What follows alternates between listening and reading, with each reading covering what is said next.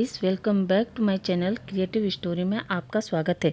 Guys, अगर आपको मेरी स्टोरी पसंद आती है तो please like share and comment करके ज़रूर बताइए कि आपको मेरी स्टोरी कैसे लग रही है। और जो भी मेरे चैनल पर नए आ रहे हैं प्लीज़ मेरे चैनल को सब्सक्राइब करें। Thank you. अब हम अपनी कहानी पर आगे बढ़ते हैं। अभी तक हमने देखा जहाँ यू गुस्से में कहती है, फेमिया ये मेरे सवाल का जवाब नहीं है और अब मुझे सच सच बताना, तुम दोनों के साथ ये कौन है। देखो, झूठ बोलने की ज़रूरत नहीं है, मुझे सच जानना है। अब आगे। वैसे ये तस्वीर देखने से तो ऐसा लग रहा है कि ये दोनों विंग के पेरेंट्स हैं। फिर मुझे सच बताओ, अगर ये दोनों विंग के पेरेंट्स हैं तो तुमने 20 साल पहले मुझसे झूठ क्यों कहा कि विंग तुम्हारा नाजायज़ बेटा है। फेमियान कुछ नहीं बताता, मगर फिर मैडम यू फेमियान को अपने और बच्चों को जान से मारने की धमकी देते हुए कहती है, अगर तुमने मुझे सच नहीं बताया तो मैं दोनों बच्चों को जहर दे दूंगी और खुद भी जहर खा लूँगी। अब तुम रहना अकेले। ये सुनकर फेमियान घबरा जाता है क्योंकि वो अपनी वाइफ से अच्छे से वाकिफ़ था। इसलिए वो कहता है ठीक है यू, मैं तुम्हें सच बताता हूँ, पर तुम प्रॉमिस करो कि तुम बच्चों के साथ ऐसा वैसा कुछ भी नहीं करोगे। मैडम यू हाँ में सिर हिलाकर कहती है ओके, पर अब सच बताओ। तो गाइस, अब हम यहाँ पर भी एक छोटा सा फ्लैशबैक देखते हैं। अब जियान फेमियान यू को बताता है कि हाँ, इस तस्वीर में जो पर्सन है वो विंग के पेरेंट्स है और ये मेरे बॉस वी चांद से और ये उनकी वाइफ कांसी सेरेन, जापान के टॉप बिजनेसमैन और वी ग्रुप के मालिक। मैडम यू ये सुनकर एकदम शौक कि विंग इतने बड़े बिजनेसमैन का बेटा है। मैडम यू कहती है क्या, फिर तुमने मुझसे ये क्यों कहा कि विंग तुम्हारा नाजायज़ बेटा है। क्यों फेमियान, क्यों? फेमियान कहता है क्योंकि मुझे झूठ बोलना पड़ा विंग के लिए, विंग की जान बचाने के लिए। फेमियान कहता है यू तुम्हें याद है जब मैं विंग को इस घर में लाया था, वो बेहोश था, उसे काफ़ी चोट लगी थी। यू हाँ में जवाब देती है। फेमियान बताता है दरअसल वो चाइना आए थे अपनी फैमिली को लेकर, क्योंकि वो यहाँ चाइना में अपना बिजनेस खोलना चाहते थे, जिसमें उन्होंने मुझसे हेल्प मांगी थी क्योंकि मैं जापान में उन्हीं की कंपनी में काम करता था। उस दिन हम सभी लोग चाइना एक साथ आए थे और जब हम एयरपोर्ट पर पहुंचे तभी मुझे किसी डीलर का कॉल आया था जो हमें लैंड दिखाने वाला था। तो मैं एयरपोर्ट से ही सीधा उस डीलर के पास चला गया और मैंने सर और उनकी फैमिली को गाड़ी से होटल भेज दिया था।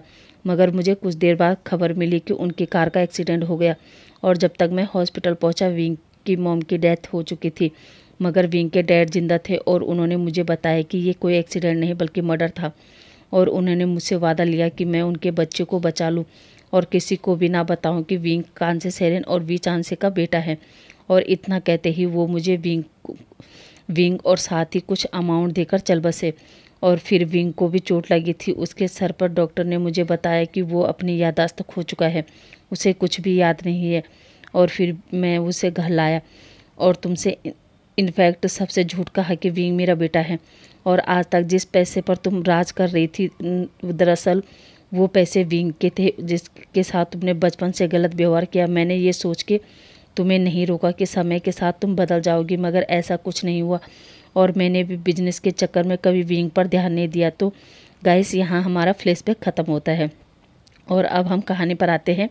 जब मैडम यू को ये सब पता चलता है तो वो फेमियान से कहती है अगर विंग इतने रिच पर्सन का बेटा है तो उनकी फैमिली में और कोई नहीं है। फेमियान कहता है विंग के डैड की तरफ से तो कोई नहीं था, पर हाँ विंग की एक ग्रैंड माँ थी। वो कहाँ है, कौन है, मैं नहीं जानता क्योंकि मैंने कभी उन्हें देखा नहीं था। मैडम यू कहती है जब विंग बी ग्रुप का मालिक है तो उनकी कंपनी को अभी भी होगी ना कोई तो उसे संभाल रहा होगा ना। फेमियान कहता है हाँ, पर मुझे उस बारे में कुछ भी नहीं पता क्योंकि वो पर्सन अपनी आइडेंटिटी सीक्रेट रखता है। ये सुनकर तो मैडम यू उस कमरे से बाहर निकल जाती है और कुछ सोचने लगती है। अब हम इधर देखते हैं जापान में। अब वांग जी रिकवर हो गया था और अब वो अपने उसी प्लान पर सोचने लगता है कि वो एक फाइटर जेट बनाएगा जो नाइट में भी अच्छे से काम कर सके, जिसकी स्पीड भी काफ़ी तेज़ हो। अब वांग जी घर पर रहकर ही उसके लिए पहले प्लान बनाता है कि वो एक पार्ट बनाकर फिर उस पूरा एक फाइटर जेट तैयार करेगा और इसके लिए उसे पैसों की ज़रूरत थी। जब यह बात वो विंग से डिसाइड करता है तो विंग भी सोचता है और वो वांग जी के आइडिया को सुनकर हैप्पी हो जाता है। पर तभी वांग जी विंग से कहता है विंग, पर इसके लिए उसे काफ़ी पैसे लगेंगे। वो दोनों यही सोच रहे थे। तभी विंग कहता है वांग जी क्यों ना हम एक काम करें। वांग जी कहता है कौन सा काम। विंग वांग जी को बताता है क्यों ना हम घर पर रहकर दोनों टिफ़िन सर्विस का काम को बढ़ाए, उसमें तुम भी मेरा साथ दोगे तो हम ज़्यादा ऑर्डर तैयार कर सकते हैं। ये बात सुनकर वांग जी भी विंग का सुझाव अच्छा लगता है और दोनों ही टिफ़िन सर्विस के लिए मान जाते हैं। अब दोनों पहले उस काम को अच्छे से करते हैं जो देखते देखते कुछ ही टाइम में काफ़ी बढ़ गया। अब विंग और वांग जी को टिफ़िन सर्विस चलाते चलाते 1 साल हो गया था और इस 1 साल में विंग और वांग जी ने काफ़ी पैसे अर्न कर दिए थे, मगर अभी भी इन पैसों में वांग जी का काम शुरू नहीं हो सकता था। इसलिए वो विंग से कहता है, क्यों ना हम एक रेस्टोरेंट को ओपन करें जिसमें टिफ़िन सर्विस के साथ साथ हम अपने रेस्टोरेंट में और कस्टमर्स को भी अट्रैक्ट कर सकते हैं। विंग और वांग जी उस बात से सहमत होकर अब रेस्टोरेंट भी ओपन कर देते हैं। इससे वहाँ के लोगों का रोज़गार भी मिला और साथ ही विंग और वांग जी को सक्सेस होने का जरिया अब देखते देखते 1 साल और बीत गया और अब वांग जी और विंग के जापान में 5 रेस्टोरेंट ओपन हो चुके थे, जिसमें से विंग 5 रेस्टोरेंट का मालिक और साथ ही अपना टिफ़िन सर्विस वाला काम चला रहा था। अब विंग की स्थिति काफ़ी अच्छी हो गई थी और वांग जी भी अपने प्लान पर वर्क करने लगा और 3 साल की कड़ी मेहनत के बाद आखिरकार वांग जी ने एक ऐसा फाइटर जेट बना लिया था जिसकी स्पीड और नाइट में भी काम करने की क्षमता अच्छी थी। अब वांग जी अपनी वो मेहनत देखकर काफ़ी खुश था और देखते देखते वांग जी ने भी जापान में अपनी एक मैन्युफैक्चरिंग कंपनी खोल दी थी, जिसकी वजह से वांग जी कुछ ही समय में जापान का टॉप मैन्युफैक्चरिंग कंपनी का ऑनर बन गया था। अब दोनों काफ़ी हैप्पी थे क्योंकि वांग जी ने मैन्युफैक्चरिंग बिजनेस में अपना नाम बना लिया था और विंग ने रेस्टोरेंट बिजनेस में अपना। अब दोनों ही इतने सक्सेसफुल बिजनेसमैन थे कि उन्हें अब किसी नाम पहचान की ज़रूरत नहीं थी। देश विदेश में वांग जी का नाम हो गया।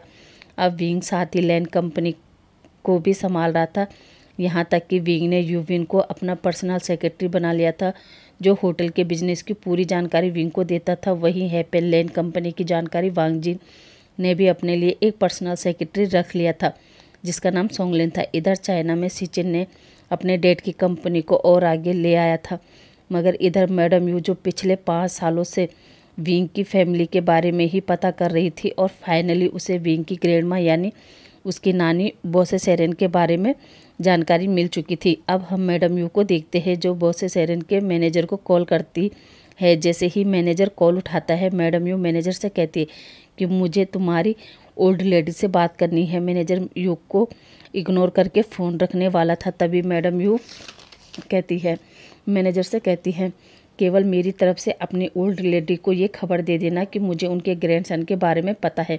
ये बोलकर वो फ़ोन रख देती है। जैसे ही मैनेजर ये सुनता है, वो तुरंत ओल्ड लेडी के पीए को कॉल करके बताता है कि उसे अभी अभी एक लेडी का कॉल आया था जो बता रही थी कि वो उनके ग्रैंड चाइल्ड को जानती है। जैसे ही ये खबर पीए को मिलता है, वो तुरंत मैनेजर से कहता है कि मुझे 1 घंटे के अंदर अंदर उस लेडीज़ की पूरी जानकारी चाहिए। मैनेजर ओके कहता है और सभी लोग अपने अपने काम पर लग जाते हैं। कुछ लोग उस कॉल को ट्रेस करने लगते हैं, कुछ लोग सैटेलाइट के जरिए उसके लोकेशन का पता करने लगते हैं और 1 घंटे के बाद पर्सनल सेक्रेटरी रेन के पास मैडम यू के बारे में सारी डिटेल थी। सेक्रेटरी रेन वो सारी डिटेल लेकर ओल्ड लेडी बोसे सेरेन के पास जाता है और बोसे सेरेन को बताता है कि मैम, आपके ग्रैंड चाइल्ड जिसे हम बचपन से ढूंढ रहे थे, लेडीज़ दावा कर रही है कि ये उसके ग्रैंडसन को जानती है। ये सुनकर ओल्ड लेडी बोसे सेरेन जो एक कमरे में अकेले बैठी थी और सामने स्क्रीन पर अपनी बेटी और ग्रैंडसन की तस्वीरों को देख रही थी, वो खड़े होते हुए कहती है, जल्दी मेरा प्राइवेट जेट तैयार करो, मैं खुद उससे पूछना चाहती हूँ कि आखिरकार मेरा ग्रैंडसन कहाँ है। रेनसिन झुकाकर ओके कहता है और अब हम सीधा चाइना में देखते हैं। जैसे ही बोसी सेरेन बीजिंग एयरपोर्ट पर आती है, वहाँ सभी पुलिस वाले बोसी सेरेन को सिक्योरिटी देने लगते हैं। साथ ही बोसी सेरेन के गार्ड भी फटाफट बोसे सेरेन को चारों तरफ से कवर करके सीधा उनकी गाड़ी में बिठाते हैं और साथ ही 4 गाड़ी आगे और 4 गाड़ी पीछे बोसे सेरेन को टाइट सिक्योरिटी के साथ मैडम यू के पास ले जाया जाता है, जो इस समय बीजिंग के एक छोटे से विलेज में रह रही थी। जब 8-10 गाड़ियों का काफिला उस विलेज में पहुंचता है तो विलेज वाले सब शॉक हो जाते हैं और सोचते हैं इतना रिच पर्सन कौन होगा जो इतने सारे गार्ड और पुलिस वालों के साथ उस विलेज में पहुंची थी। एक गार्ड गाड़ी से उतरकर एक विलेजर से पूछता है कि मैडम यू कहाँ रहती है। वो विलेजर उससे कहता है, आप मैडम यू से मिलने आए हैं, चलिए मैं साथ आता हूँ। इतना कहकर वो जाने लगता है। वो गार्ड जब देखता है कि ये तो एक पतला रास्ता है जिसमें गाड़ी नहीं जा सकती, वो गार्ड ओल्ड लेडी के पास आता है और बोसे सेरेन से कहता है कि मैडम वहाँ गाड़ी नहीं जा सकती, क्या करना है। बोसे सेरेन कहती है कोई बात नहीं, मैं खुद चलकर जाऊंगी। इतना कहकर वो गाड़ी से उतरती है और गार्ड के पीछे जाने लगती है। अब कुछ देर बाद वो लोग मैडम यू के घर पहुंच जाते हैं, जहां मैडम यू जब बोसे सेरेन को देखती है तो वो शॉक हो जाती है। मैडम यू तो इतने सारे गार्ड को देखकर घबरा जाती है। तभी बोसे सेरेन डायरेक्ट मैडम यू से पूछती है मेरा ग्रैंडसन कहाँ है। मैडम यू ये सुनकर समझ जाती है कि ये विंग की ग्रैंडमा बोसे सेरेन ने वर्ल्ड की टॉप रिचेस्ट पर्सन थी। मैडम यू घबराते हुए कहती है आप कौन है। तभी मैनेजर कहता है आप ही मैडम यू है ना, जिन्होंने मुझे फ़ोन करके बताया था कि आप भी फैमिली के ग्रैंडसन को जानते हैं। मैडम यू हाँ कहती है और पूछती है वैसे आपका चैन से क्या रिश्ता है। मैनेजर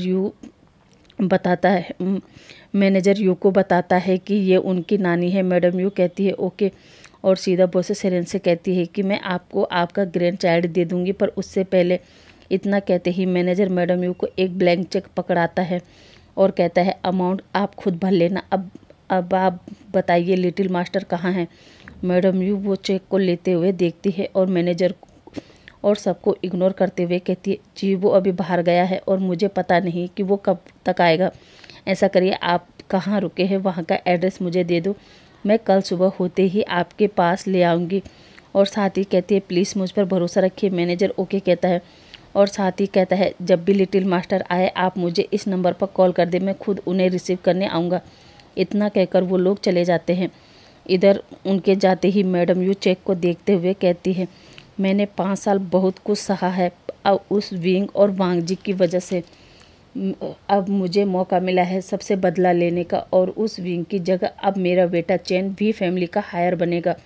और साथ ही सोचती है मैं कभी भी फैमिली को विंग के बारे में नहीं बताऊंगी, और अब समय आ गया है लैन फैमिली से भी बदला लेने का।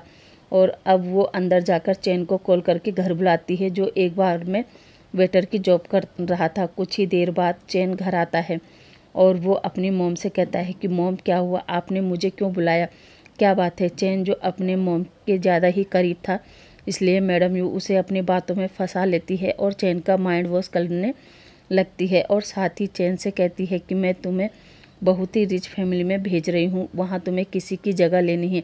चैन कहता है क्या, पर किसकी। मैडम यू कहती है वो तुम्हें जानने की ज़रूरत नहीं है, तुम्हें केवल उस फैमिली में जाना है और प्रेटेंड करना है कि तुम उस फैमिली के इकलौते हायर हो। चैन कहता है पर मॉम ये तो गलत है ना, मैं किसी और की आइडेंटिटी कैसे ले सकता हूँ, ये तो गलत है ना। और फिर कभी उन्हें उसका असली हायर मिल जाएगा तो आपको पता है वो लोग हमें चीट करने के जुर्म में अंदर भेज देंगे। मैडम यू कहती है ऐसा कुछ नहीं होगा, केवल तुम मेरी बात मानो और केवल अभी याददाश्त खोने का नाटक करना। और हाँ, वहाँ शायद तुम्हें इन लोगों की तस्वीर दिखे तो पहले ही रिएक्ट मत करना, बल्कि कुछ दिनों बाद पहचानने की कोशिश करना। और कोई जब पूछे तो ये ध्यान रखना कि ये तुम्हारी मॉम है और ये डैड, और जब तुम 5 साल के थे तब तुम्हारी मॉम डैड का कार एक्सीडेंट में मौत हो गई थी, जिससे तुम्हारे फेस पर भी काफ़ी चोटें आई थी और सिर पर भी, जिस वजह से तुम अपनी याददाश्त बचपन में ही खो चुके थे और तुम्हें कुछ भी याद नहीं है। चैन कहता है पर मॉम आप ये सब क्यों कर रहे हो। मैडम यू चैन से कुछ नहीं कहती, बस इतना कहकर बात टाल देती है कि मुझे किसी को कुछ समझाना है और वो भी अच्छी तरीके से। और चैन को बड़े प्यार से कहती है बेटा तुम्हें ये सब अच्छे से करना होगा, मेरे लिए, अपनी सीजे के लिए, अपनी फैमिली के लिए। ये सुनकर चैन मान जाता है और मैडम यू से कहता है पर मॉम डैड को कैसे मनाएंगे। मैडम यू चैन से कहती है तुम अपनी डैड की परवाह मत करो, उन्हें मैं समझा दूंगी। इधर जापान में विंग और वांग जी अपनी फैमिली से बेखबर, दोनों अपने अपने काम में मसरूफ और दोनों ही साथ में काफ़ी हैप्पी थे। हाँ, विंग थोड़ा सा सैड भी था क्योंकि वांग जी अब काम के चक्कर में विंग को ज़्यादा टाइम नहीं दे पा रहा था। फिर भी दोनों हैप्पी थे। आज संडे का दिन था, वांग जी की ऑफिस की छुट्टी थी और विंग ने भी ऑफिस से छुट्टी ली थी। विंग और वांग जी संडे वाले दिन कभी कभी ही एक साथ घर पर रहते थे। विंग सुबह 5 बजे उठता है, फ्रेश होता है और गार्डन में चला जाता है फ्रेश एयर लेने। तभी उसकी नज़र एक कैट पर पड़ती है जो अपने बेबी के साथ वही गार्डन में पीसफुली सो रहा था और बेबी किटन अपने मॉम के अराउंड घूम रहा था और साथ ही कभी उसके ऊपर चढ़ता, नीचे उतरता, कभी कैट का दूध पीता। विंग काफ़ी देर तक उसे ऐसे ही देख रहा था। विंग उन्हें देखकर पता नहीं क्या सोच रहा था, पर उसके फेस पर एक स्माइल थी। तभी वांग जी भी उठता है और वो पूरे घर में विंग को ढूंढता है, मगर विंग उसे कहीं नज़र नहीं आता। तभी वांग जी सोचता है शायद विंग गार्डन में है, और वो विंग को ढूंढते हुए गार्डन में आता है, जहाँ विंग एक चेयर पर बैठकर बस उस कैट के बच्चे को ही घूर रहा था और फेस पर एक बड़ी सी स्माइल थी। विंग उसे देखने में इतना मसरूफ़ हो गया था कि उसे पता ही नहीं चलता कि कब वांग जी आकर उसके पीछे खड़ा हो गया। वांग जी पहले विंग को और फिर उस तरफ देखता है जिधर विंग की नज़र थी, और अचानक विंग को पीछे से हाक करता है, जिस वजह से विंग थोड़ा सा घबरा जाता है। अब विंग वांग जी को देखता है और ब्रीथ छोड़ते हुए कहता है, ओह तुम अचानक। अब वांग जी सामने बैठते हुए विंग से पूछता है कि वो क्या देख रहा है। विंग कहता है, देख नहीं रहा था, सोच रहा था। वांग जी कहता है, क्या सोच रहे थे। विंग वांग जी को बताता है कि मैं सोच रहा था कि काश मैं गर्ल होता तो सही होता। वांग जी कहता है, क्यों, बॉय होने में क्या खराबी है। विंग कहता है, वांग जी अगर मैं लड़की होता तो मैं तुम्हें एक बेबी दे सकता था, पर अफसोस हम दोनों एक दूसरे को बेबी नहीं दे सकते। वांग जी विंग से कहता है, विंग आज संडे का दिन है और तुम कहाँ सुबह सुबह बेबी की बात लेकर बैठ गए हो। और विंग को उठाकर अपनी लैब में बिठाता है और विंग को हक करके कहता है, विंग मेरे पास तुम हो ना, मुझे बेबी की क्या ज़रूरत।